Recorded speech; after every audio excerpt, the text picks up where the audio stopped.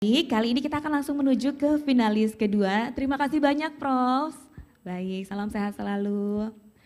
Baik, kali ini kita akan langsung menuju ke finalis yang kedua. Ini ada 3 orang, yaitu ada Bapak Muhammad Rafiq, ada Ibu Ika Yuli Setiawati, dan juga Ibu Cahaya Putri Buana. Tapi nanti akan diwakili oleh Bapak Muhammad Rafiq. Dan tentunya untuk judul presentasinya yaitu Model Dinamis Deterministik, Ambang batas kredit bermasalah dan pengaruh kredit perbankan terhadap pertumbuhan. Boleh kita berikan tepuk tangan yang sangat meriah untuk Bapak Muhammad Rafiq. Kami persilahkan. Jangan lupa 15 menit. Silahkan.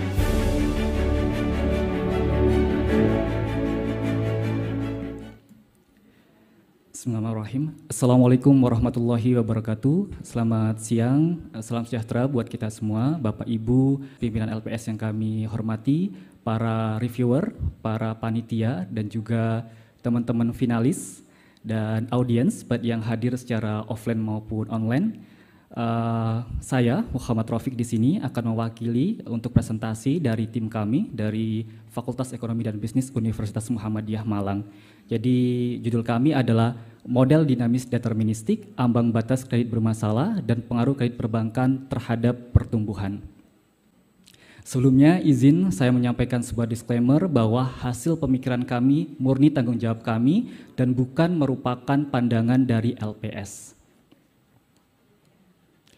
Berbicara mengenai kredit perbankan dan pertumbuhan, banyak literatur yang sudah berbicara, baik itu literatur teoritis maupun literatur empirik, dan di sana secara umum mayoritas hasilnya adalah kredit perbankan ini berdampak baik, berdampak positif terhadap pertumbuhan ekonomi, baik untuk negara maju maupun negara berkembang. Tapi jangan lupa, di samping ada dampak positif kredit perbankan juga memberikan efek samping. Ada emisi sampingan di sana, yaitu risiko kredit bermasalah. Dan tentunya ketika bicara kredit bermasalah, hal ini bukan semata-mata ketidakbisaan debitur dalam melunasi kewajiban kreditnya, akan tetapi lebih dari itu. Ketika dalam skala yang besar, kredit bermasalah ini juga bisa mengganggu cash flow perbankan dan bahkan bisa mengganggu penyaluran kredit baru. Dan di sisi debitur, kredit bermasalah ini juga bisa mengganggu kolateralnya, bisa terisolasi atau bahkan kehilangan. Di sini kami ingin menekankan bahwa ada potensi kemacetan ekonomi baik dari sisi perbankan dan maupun sisi pelaku bisnis selaku debitur. Dan hal ini bisa berdampak sistemik dan mengganggu perekonomian secara umum. Oleh sebab itu, kami percaya di satu sisi kita harus tetap mendorong perekonomian melalui kredit, tetapi juga terus berhati-hati dalam menjaga kredit bermasalah. Pertama, kami meyakini dengan sebuah aksioma bahwa kredit bermasalah secara agregat itu tidak mungkin bisa nihil. Jadi ketika ada penyaluran kredit secara nasional, tentu NPL-nya, kredit bermasalah tidak mungkin sama dengan nol. Oleh sebab itu, kami menegaskan bahwa ya kredit bermasalah ini adalah hal yang wajar. Yang penting dia tidak mengganggu pertumbuhan ekonomi. Nah, berdasarkan asumsi tidak mengganggu pertumbuhan ekonomi ini, kami membangun aksioma 2 di mana ada ambang batas. Sedemikian hingga selama kredit bermasalah ini tidak melewati ambang batasnya, maka ia tidak akan mengganggu pertumbuhan. Sebagai interpretasi dari aksioma 2, kami menduga ada pola inverted U-shape atau pola U terbalik antara kredit bermasalah dan pertumbuhan ekonomi. Artinya, di sini di mana eta max ini adalah ambang batasnya, selama kredit bermasalah itu masih di sisi kiri, atau lebih rendah di bawah ambang batas, dia bahkan seolah-olah akan mendorong pertumbuhan. Mungkin di sini ada ambiguitas, bagaimana ceritanya kredit bermasalah itu bisa mendorong pertumbuhan.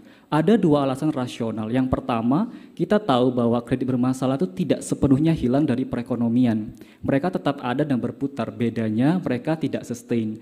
Dan juga yang kedua, secara matematik, pada sisi kiri ini, ketika kredit bermasalah di bawah ambang batasnya, artinya apa? Artinya dampak negatifnya masih lebih rendah dibanding dampak positif yang dihasilkan oleh kredit perbankan. Dan berlaku sebaliknya ketika kredit bermasalah melewati ambang batasnya.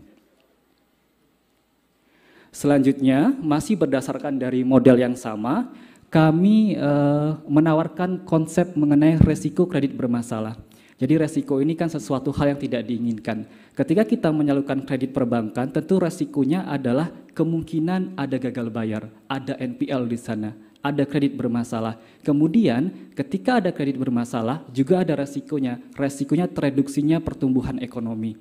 Oleh sebab itu, berdasarkan dua aksioma tadi, kami mengambil analogi yang sangat sederhana, di mana ambang batas atau eta max itu kami asumsikan, kami analogikan sebagai tepian jurang. Tentu Bapak Ibu, ketika kita jauh dari tepian jurang, walaupun ada turbulensi, ada guncangan besar, kemungkinan kita selamat akan semakin tinggi. Artinya anggaplah NPL-nya mendekati 0 di sisi kiri. Tapi sebaliknya, ketika kita dekat dengan tepian jurang, jangankan turbulensi atau gempa bumi yang besar, bahkan kerikil kecil pun bisa berbahaya. Oleh sebab itu, berdasarkan analogi ini kami membagi daerah di bawah ambang batas menjadi 4 bagian, yaitu resiko tinggi, resiko sedang, resiko rendah, dan bebas resiko. Asumsi bebas resiko ini kami sandarkan pada aksioma pertama kami bahwa memang kredit yang baik tidak mengharuskan NPL-nya nihil. Selanjutnya ini mengenai data, kami menggunakan data panel provinsi dari 33 provinsi di Indonesia dalam kurun waktu 2010 sampai 2021 dengan data tahunan. Pertumbuhan kami proksi dengan PDRB real, kemudian kredit perbankan merupakan kredit yang disalurkan oleh bank konvensional kepada pihak ketiga non-bank, dan kemudian kredit bermasalah kami proksi dengan NPL. Selain itu model kami juga kami kontrol dengan beberapa variabel sosioekonomi seperti pengangguran dan ketimpangan melalui rasio Gini, dan juga variabel makroekonomi. Di situ melibatkan suku bunga dan inflasi. Tetapi nantinya yang akan kami sampaikan adalah yang pertama ambang batas kredit, dan kedua adalah dampak kredit terhadap pertumbuhan. Guna menjawab hipotesis kami, dugaan kami mengenai adanya ambang batas tadi ya, kami membuat model dinamis, model panel dinamis, tetapi juga deterministik, lebih tepatnya model dinamis non-linear, yaitu bentuk kuadratik. Artinya apa? Artinya kalau kita modelnya adalah kuadratik, di situ hanya ada titik optimum maksimum, di mana titik optimum maksimum inilah yang merupakan ambang batas dari NPL yang kami ingin cari. Kemudian kami tidak berhenti pada kredit secara total, kami juga melakukan dekomposisi, yaitu melihat ambang batas untuk kredit modal kerja, kredit konsumsi, dan juga kredit investasi.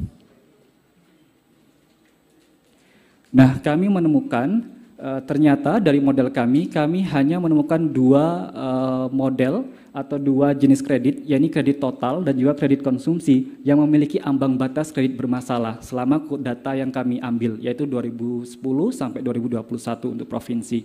Di mana dugaan kami untuk kredit total, NPL Indonesia itu maksimal ada di angka 5,8% dan untuk kredit konsumsi ada di angka 2,5%. Kita bisa asumsikan, saya ambil dari NPL Indonesia pada Agustus 2022 ada di angka 2,88. Artinya dia masih resiko rendah. Tetapi kami tegaskan di sini bahwa kita tidak benar-benar tahu, bisa saja bulan depan atau tahun depan awal bisa resikonya tinggi. Oleh sebab itu kami menegaskan ini sebagai pandangan atau jalur, sebagai alternatif pertimbangan untuk pengambilan kebijakan. Kemudian kalau kita komparasi dengan beberapa negara ASEAN, NPL kita, saya ambil data tahun 2009 sampai 2019, NPL Indonesia itu ada di angka sekitar 2,3 secara rata-rata. Ini hanya lebih baik daripada Thailand yang ada di angka 3,09. Tetapi perlu diingat Bapak Ibu bahwa pendalaman kredit, rasio kredit to GDP kita itu merupakan yang tertinggi di antara beberapa negara ini. Artinya apa? Artinya kita secara teoritis meminjamkan kreditnya paling rendah tetapi resikonya paling tinggi. Tentu kita bersama perlu efisiensi untuk menekan NPL dan juga terus mendorong pertumbuhan kredit.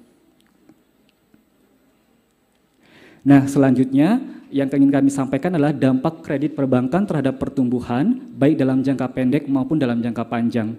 Misalnya untuk jangka pendek yang kredit total itu dampaknya untuk 1% kenaikan kredit adalah 0,04 dan juga untuk dalam jangka panjang ada di 0,182. Kami juga ingin sampaikan bahwa secara umum untuk kredit total, modal kerja dan konsumsi dampaknya positif signifikan, sementara untuk kredit investasi dampaknya negatif tidak signifikan.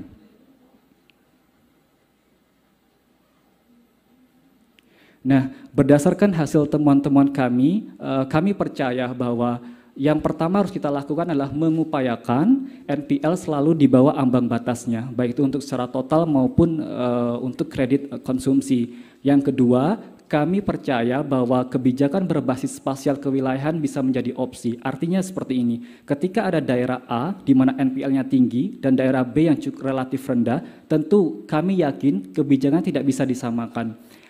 Kebijakan spasial ini kami percaya bahwa bisa tetap mendorong ekonomi, mendorong pertumbuhan melalui penyaluran kredit, tetapi di lain sisi tetap memegang prinsip kehati-hatian.